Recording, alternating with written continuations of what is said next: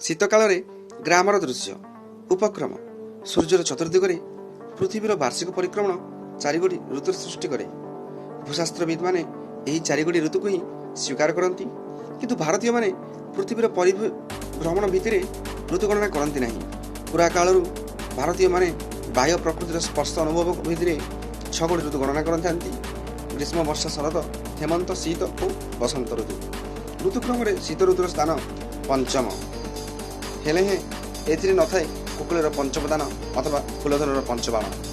ଶୈତ୍ୟର ପ୍ରାବଲ୍ୟରେ ପ୍ରାଣୀଜଗତ ଜଳୀଭୂତ ହୁଅନ୍ତି, କର୍ମ ପ୍ରେରଣା ରହିତ ହୁଏ, ଆଳସ୍ୟ ଗ୍ରାସ କରେ। କିନ୍ତୁ ଯେଉଁମାନେ ଆଳସ୍ୟକୁ ବଳପୂର୍ବକ ପରିତ୍ୟାଗ କରି କର୍ମ ଅନୁରାଗୀ ହୁଅନ୍ତି, ସେମାନେ ଲାଭ କରନ୍ତି କର୍ମ ପ୍ରେରଣାର ଅଫୁରନ୍ତ ଉତ୍ସ। ପୌଷ ମାସର ସୁଲୁସୁଲିଆ ବା ଏବଂ ମାଘ ମାସର ବାଘ ପରି ଶୀତ ଋତୁର ଜନ୍ମ ଓ ଯୌବନର ପରିଚୟ ଦିଏ। ମାଘ ମାସର ଅନ୍ତିମ ସମୟକୁ ଶୀତ ଜରାଗ୍ରସ୍ତ ହୋଇ ଫାଲ୍ଗୁନ ମାସ ଆରମ୍ଭରେ ଧରାପୃଷ୍ଠରୁ ଅପସରିଯାଏ। ଶୀତକାଳୀନ ପ୍ରଭାତ। ଶୀତକାଳୀନ ଯାମିନୀ ଦିବାଭାଗ ଅପେକ୍ଷା ଦୀର୍ଘତର ହୋଇନଥିବାରୁ ଲୋକେ ଦୀର୍ଘ ସମୟ ଧରି ଶୟନ ସୁଖ ଲାଭ କରିଥାନ୍ତି। ପ୍ରତ୍ୟୁଷରୁ ନିଦ୍ରାଭଙ୍ଗ ହେଲେ ଦୃଷ୍ଟିପଥରେ ପଡ଼େ ଶିଶିର ସିକ୍ତ ସୃଷ୍ଟି। ଗଗନ, ପବନ, ବୃକ୍ଷ, ଲତା, ତୃଣ ଓ ଗୁଳ୍ମ ଶିଶିର ଜଳରେ ଶୀତଳ ସ୍ନାନ କଲା ଭଳି ବୋଧ ହୋଇଥାନ୍ତି। ଦ୍ରୁମଲତା ବଳିର ସବୁଜ ପତ୍ର ସମ୍ଭାର ଶିଶିର ସ୍ନାନ କରି ସୁନ୍ଦର ଦେଖାଯାଉଥାନ୍ତି। ଦୁର୍ବା ବଳରେ ଠାଏ ଠାଏ ଚେକା ଚେକା ହୋଇ ଶିଶିରପାତ ହୋଇଥାଏ। ସବୁଜ ଦୁର୍ବାଦଳ ଉପରେ ଶୁଭ୍ର ଶିଶିର ବିନ୍ଦୁ ଗୁଡ଼ିକ ଇନ୍ଦ୍ର ନୀଳମଣି ବକ୍ଷରେ ମୁକ୍ତା ଖଚିତ ହେଲା ପରି ପ୍ରତୀୟମାନ ହେଉଥାଏ। ତହିଁ ଉପରେ ନବୋଦିତ ଅରୁଣଙ୍କର କୋମଳ କିରଣ ରେଖା ପ୍ରତିଫଳିତ ହୋଇ ମୁକ୍ତା ସମ୍ଭାର ଉପରେ ସୁବର୍ଣ୍ଣର ଛଟା ସୃଷ୍ଟି କରେ। ପଲ୍ଲୀ ପ୍ରକୃତିର ଏହି ସୁନ୍ଦର ବିରଳ କୃତ୍ରିମ ନଗର ଗାତ୍ରରେ କେବେ ହେଲେ ସମ୍ଭବ ହୁଏ ନାହିଁ। ଦିନେ ଦିନେ ଭୂପୃଷ୍ଠର ଉର୍ଦ୍ଧ୍ୱରେ ବହୁଦୂର ପର୍ଯ୍ୟନ୍ତ ବାୟୁମଣ୍ଡଳ ଘେନି ଜୁଳ ଝଟିକାମାନ ଆଚ୍ଛାଦିତ ହୋଇ ଧରାବକ୍ଷରେ ମେଘମାଳାର ବିଡ଼ମ୍ବନା ସୃଷ୍ଟି କରେ। ପତ୍ରାବଳୀରୁ ଶିଶିର ବିନ୍ଦୁମାନ ଥପ୍ ଥପ୍ ହୋଇ ନିମ୍ନରେ ଥିବା ତୃଣ ଆସ୍ତରଣ ଉପରେ ପଡ଼ିତ ହୁଏ। ପୁଷ୍ପ ଊର୍ଦ୍ଧ୍ୱଶାଖାରେ ଥିବା ପତ୍ର ଭୂପୃଷ୍ଠରୁ ନିମ୍ନରେ ଥିବା ପୁଷ୍ପର ଶିଶିର ବିନ୍ଦୁ ପତିତ ହୋଇ ମଧ୍ୟ ଟପ୍ ଟପ୍ ଶବ୍ଦ ସୃଷ୍ଟି କରେ। କ୍ରମେ ପୂର୍ବ ଦିଗ୍ବଳୟ ପ୍ରଭାତର ବି ଊର୍ଦ୍ଧ୍ୱକୁ ଉଠନ୍ତି। ବାଳାରୁଣଙ୍କର କନକରେଖା ସ୍ପର୍ଶରେ କୁଆଶାର ଧୂସର ହୋଇ ସୌନ୍ଦର୍ଯ୍ୟ କନକିତ ହୋଇ ଉଠେ। ପଲ୍ଲୀ ଉଦ୍ୟାନ ଗୁଡ଼ିକରେ ଗେଣ୍ଡୁ ଫୁଲ ଓ ତରାଟା ଫୁଲ ଶୋଭାଜନମତ ହରଣ କରେ। ନାନା ଜାତିର ଗେଣ୍ଡୁ ଫୁଲ ଯଥା ମଣ୍ଡା ଫୁଲ, କୁସୁମ ଫୁଲ, କେଳି କୁସୁମ ମାନ ପ୍ରସ୍ଫୁଟିତ ହୋଇ ସୁନ୍ଦର ଦେଖାଯାଏ। ଶିଶିର ସଜଳ ତରାଟ ଫୁଲ ଗୁଡ଼ିକର ଦୁଗ୍ଧ ବଳ ଦୃଶ୍ୟ ବାସ୍ତବିକ ବଡ଼ ମନମୁଗ୍ଧକର ହୋଇଥାଏ। ପ୍ରତ୍ୟୁଷରେ ପଲ୍ଲୀର ଦେବ ମନ୍ଦିର ଗୁଡ଼ିକରେ ମଙ୍ଗଳ ଆଳତୀର ପବିତ୍ର ଦୃଶ୍ୟ ପଲ୍ଲୀ ପ୍ରାଣରେ ପବିତ୍ର ପ୍ରଭାତପାତ କରେ। ଧର୍ମପ୍ରାଣା ବୃଦ୍ଧା, କୁଳବଧୂ ଓ କୁଳକନ୍ୟାମାନେ ପ୍ରତ୍ୟୁଷର ସ୍ନାନ ସାରି ଆରତୀ ଦର୍ଶନାର୍ଥେ ଦେବ ମନ୍ଦିର ମଧ୍ୟରେ ସମବେତ ହୋଇଥାନ୍ତି। ଉଷା କାଳରେ ପଲ୍ଲୀ ଛାତ୍ରଗଣ ନିକଟବର୍ତ୍ତୀ ପାଠଶାଳାକୁ ପଥ ମଧ୍ୟରେ ଗଳ୍ପାମୋଦ କରି ଗମନ କରୁଥାନ୍ତି। ସେମାନଙ୍କ ହାତରେ ଖାତା, ବହି ଓ ସିଲଟ ଥିବା ଗୋଟିଏ ବ୍ୟାଗ୍ ଥାଏ। କୌଣସି ଛାତ୍ର ପ୍ରାଚୀନ ପରମ୍ପରା ଅନୁସାରେ ବସ୍ତାନି ଧରି ପଲ୍ଲୀ ପାଠଶାଳା ଉଦ୍ଦେଶ୍ୟରେ ଚାଲିଥାନ୍ତି। ଛାତ୍ରମାନଙ୍କ ଅବୟବ ମଣ୍ଡନ କରିଥାଏ ରଙ୍ଗବେରଙ୍ଗର ଶୀତ ବସ୍ତ୍ର। ପାଠ ନ ପଢ଼ୁଥିବା ବହୁତ ପିଲା ଗାଁ ଦାଣ୍ଡରେ ଧୂଳି ଜାଳି ବସିଥାନ୍ତି। ଗ୍ରାମବାସୀମାନେ ମଧ୍ୟ ନିଜ ନିଜ ବୃତ୍ତିରେ ବ୍ୟବସାୟରେ ଯିବା ପୂର୍ବରୁ ଧୂନି ଜାଳି ଘଡ଼ିଏ ଘଡ଼ିଏ ବସନ୍ତି। ଖରା ଆସିଲେ ଗୁହାଳରୁ ଗାଈ ବଳଦ ଫିଟାଇ ଆଣି ପଦାରେ ବାନ୍ଧିଥାନ୍ତି। ଗାଁ ଦାଣ୍ଡ ଯାକ ଏହିପରି ବନ୍ଧା ହୋଇଥିବା ଗାଈ ଓ ବଳଦଙ୍କ ଦୃଶ୍ୟ ଦେଖିବାକୁ ମିଳିଥାଏ। ଖରା ଆସିଲେ ଦଳେ ଦଳେ ବୃଦ୍ଧ ଦାଣ୍ଡରେ ଏକାଠି ବସି ଖରା ପୁଅନ୍ତି ଓ ନାନା କଥା ଆଲୋଚନା କରନ୍ତି। ଗ୍ରାମର ଗୃହିଣୀମାନେ ଅହରହ କର୍ମରତା, ଘର ଲିପିବା, ଗୁହାଳ ପୋଛିବା, ଘଷି ପାରିବା ଆଦି କାର୍ଯ୍ୟ ଜୋରସୋରରେ ଚାଲିଥାଏ।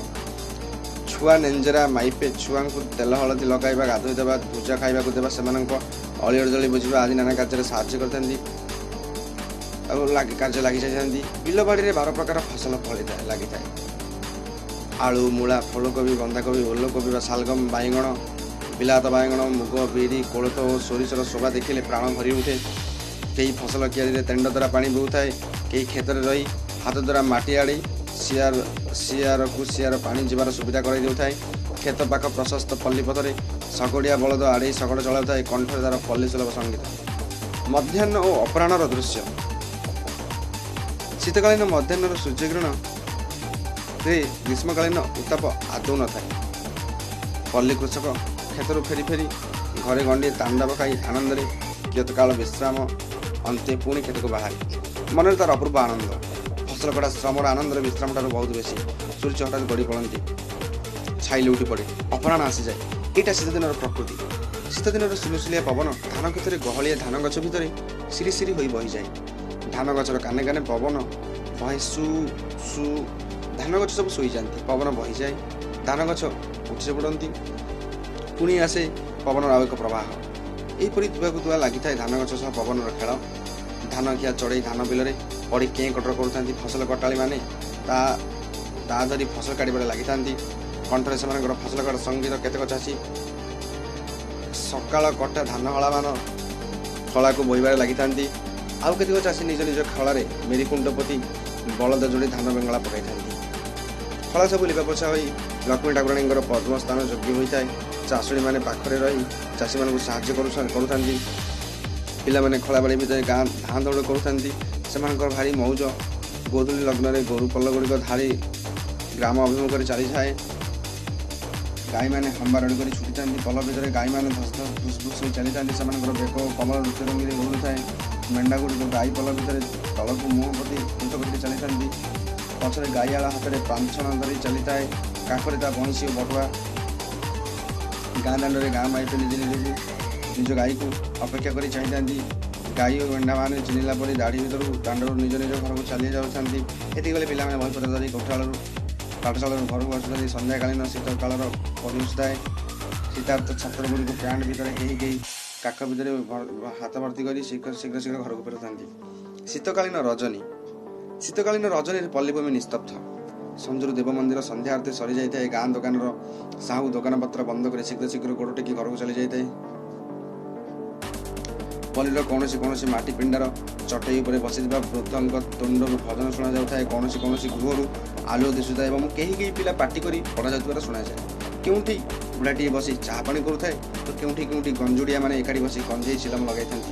ଖଞ୍ଜଣି ହାତରେ ଧରି ଭଜନ ଗାଉଥାନ୍ତି ଅଥବା ନାନା ପ୍ରକାରର ଅଜବ ଗଛ ଗଳ୍ପ ବା ଗପସପ କରୁଥାନ୍ତି। ହାତକୁ ଚିଲମ ଛୁଟିଥାଏ। ଏମାନେ ବହୁତ ରାତି ଯାଏ ଚେଇଁ ରହନ୍ତି। ଧାନ କ୍ଷେତ ଗୁଡ଼ିକରେ କେତେକ ସ୍ଥାନର ଧାନ କଟା ସରିଯାଇଥାଏ। ହଳା ଗୁଡ଼ିକ ବେଙ୍ଗଳା ପଡ଼ିବାକୁ ନିଆଁଥିବାରୁ ଧାନ ଗଦା ଗୁଡ଼ିକୁ ମୂଳ ସବୁ ମହି ଚୁକୁରାରେ ରଚିତ ଚୁମ୍ପା ଭଳି ସେବା ପାଉଥାନ୍ତି। ଜହ୍ନ ଆଲୁଅ ପଡ଼ି ଶିଶିର ସିକ୍ତ ସେହି ଚୁମ୍ପା ଗୁଡ଼ିକ ଠିକ୍ କରି ଉଠନ୍ତି।